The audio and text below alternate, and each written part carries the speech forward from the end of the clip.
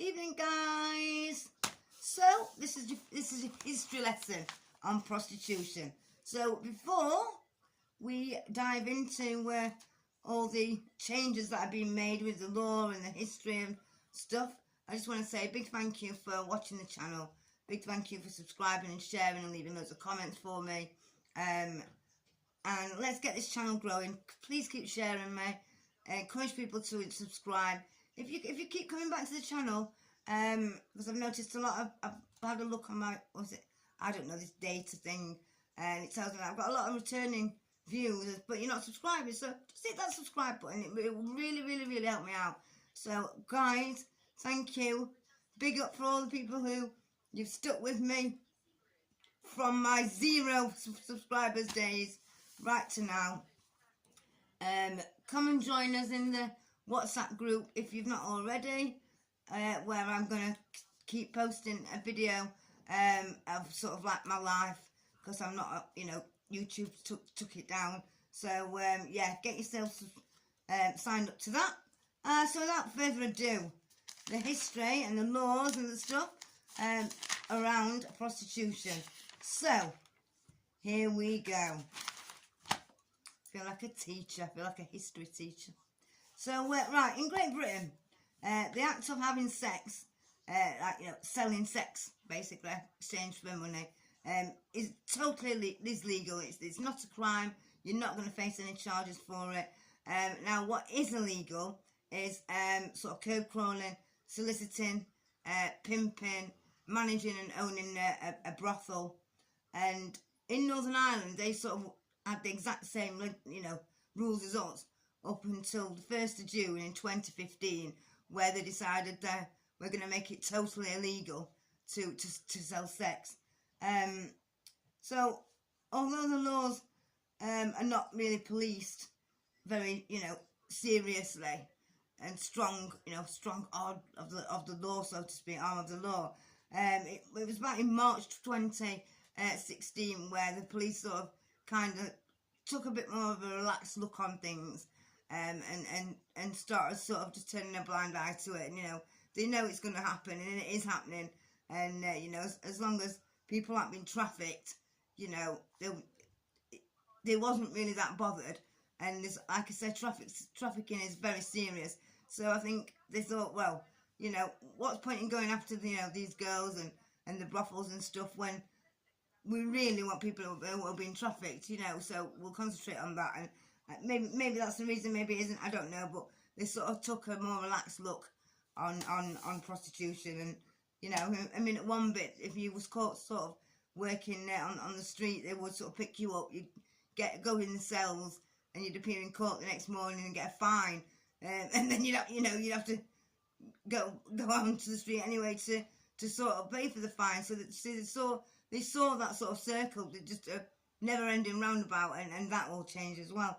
Now, excuse me, although obviously you can have sex at 16, that's the age of consent, you can't work as a prostitute until you're 18.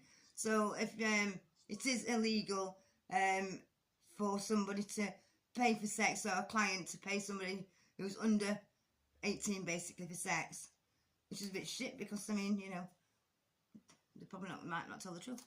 And also it's illegal if to pay for somebody for sex if they're forced into it.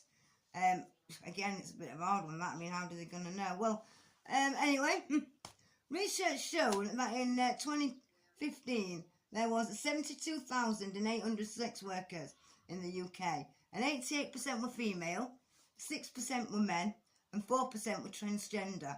Now, according to the data from the Office of National Statistics, prostitution contributed 5.3 billion to the economy in 2009. That's a lot of fucking money. So in 2015, the Inland Revenue people, they set up a dedicated task force to collect unpaid income tax from sex workers. Now, in 2004, they did a survey of street-based sex workers, and they found that the average age of entry into sex work was 21. Now, then, in 2016, the University of Leeds did one of the largest ever UK surveys, again about prostitution. And they found that 71% of prostitutes had previously worked in the healthcare department, social care, education, childcare or charities. They found that 38% of them held an undergraduate degree. So yes, see, there's some people are very clever, aren't they? Then let's have a look, and they found that most of them did it for financial, obviously. Now then, it said in 2016 there was an estimated 70,000 prostitutes in Britain, and they earned an average of £2,000 a week. The average one charged, get this, £78 per service. Don't know where they got that random number from, because I've worked for 25 years and never ever worked anywhere that charges £78. But hey ho, they were saying that it's around 25 clients a week, and around a quarter were sex workers, and the rest working from brothels, parlours, etc.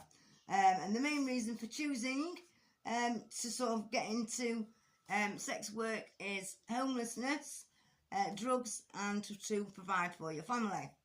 So that's a lot of money that was sort of chucked into the economy there, wasn't it? So there's no wonder the fucking tax people set up a fucking task force to find out the blood, to get unpaid tax. And there's absolutely no wonder with that amount of money why the government are quite fine with the police turning blind eye. I bet that's the reason. Now, history bit. Medieval times, 1161. Regulations were added, and brothels were known as stew houses, okay? As many of them were filmed with steam from bathhouses. Stew houses. Sounds like a fucking ash and dumplings cafe, doesn't it? And the bishop was normally the landlord, and during parliament sessions, to save sort of appearance, they would have to close it down while this was happening. So when something went off in parliament, I guess. And brothels had to allow weekly searches by constables and bailiffs, and they could not charge the girls, listen to this, more than 14 pence per week for the rooms. Wow. And they were not allowed to open on holidays. I think what they mean in that is like Christmas time and stuff like that, I'm guessing, and bank holidays. Forced into prostitution, that was prohibited. So does that mean that you can do that, doesn't it? Prohibited. Oh, I don't know. And the girls were not allowed to live on the brothel's premises, and believe this or not, they weren't allowed to be married. And you had to spend the full night with the client as well. And these were the laws of the medieval times, basically. And it generated and provided significant income for bishops, guys. I know. Then in 2077, more regulations followed, and it aimed at sort of restricting London's prostitution to a certain area, so get it crammed into one area. And if you worked in brothels, you were not allowed to live within a city walls. Like, what the fuck? Wow, you know what I mean? Most of the towns and cities, they also had brothels, and they all had, they were also, it says that they were also publicly owned. So, and girls were not allowed to apply for trade in certain areas as well, and they was required to dress differently to other women. So I'm going to have a nosy at that, see what they had to do. Then in the 17th and the 18th century, there was a newspaper, oh, good God, and it told you, it was called The Wandering Whore, and it told you where to find girls. It sounds like the George McCoy handbook, this. Oh God. It told you where to find girls, the street names and the locations and where the brothels were. And then there was also another catalogue called Crack and Prostitutes. I know. And that was published towards the end of the 17th century. And it would contain descriptions, etc. And there was 21 girls that were advertised in this bloody magazine called Crack and Prostitutes. Then in the 19th century, it made it a crime to live off prostitution, which is now known as immoral earnings. And yes, good grief, wow. And then in the 20th century, they brought in the law where, you know, they made it illegal to curb crawl and solicit for the sale of sex.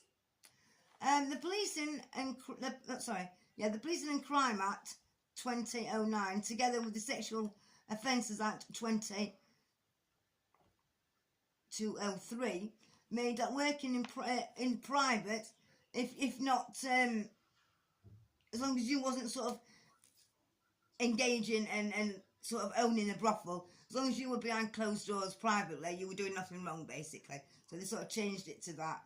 And the advertising, the internet's like a big way of advertising, and it's widely used for girls to, you know, even social media, they try, you know, use to attract customers. And unsuccessfully this was, but there was a private members bill that was to prevent advertising altogether for prostitutes in 2015 to 2016, introduced by this Lord McCall in the House of Lords in June, and it was backed by all these different groups, you know, stupid people like, you know, who said, oh, it's so immoral and all this kind of, but it got chucked out and it didn't go through. I'm not surprised, because there's going to be loads of customers in there, isn't there? Then there were a number of surveys were created over the years, and here are a few of the findings. 61% are women, and 42% of men thought paying for sex was unacceptable. 65% women and 40% men said selling sex was unacceptable. And then in a poll of 1,696 adults in Great Britain, 54% support decriminalisation of it. So there we fucking go. Now, there's a few, you know, sex workers, crimes and stuff. They seem to be the ideal, you know, picking for people who want to, you know, rapists and, you know, murderers and that whatnot. And there was 180 sex workers who were murdered in Britain between 1990 and 2015. That's 180 girls. And, you know, research found that 47% had been sort of victims of crime, including rape, robbery. 36% received threatening texts, calls and emails.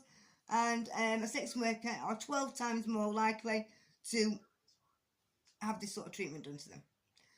Serial killers have, you know, been attracted to it over the years. Jack the Ripper, Yorkshire Ripper, Steve Wright, to name but a few. And the oldest working prostitute is 85 years old. So that's the rundown of some of the points through the ages, as described as the oldest profession in the book. I say it's one of the oldest because it's the oldest profession is the one that provided them with the money to go and see the prostitutes. So get ready for your next video in the next couple of hours, guys. And in true Flying High Living on style, you don't know how strong you are till strength is your only option.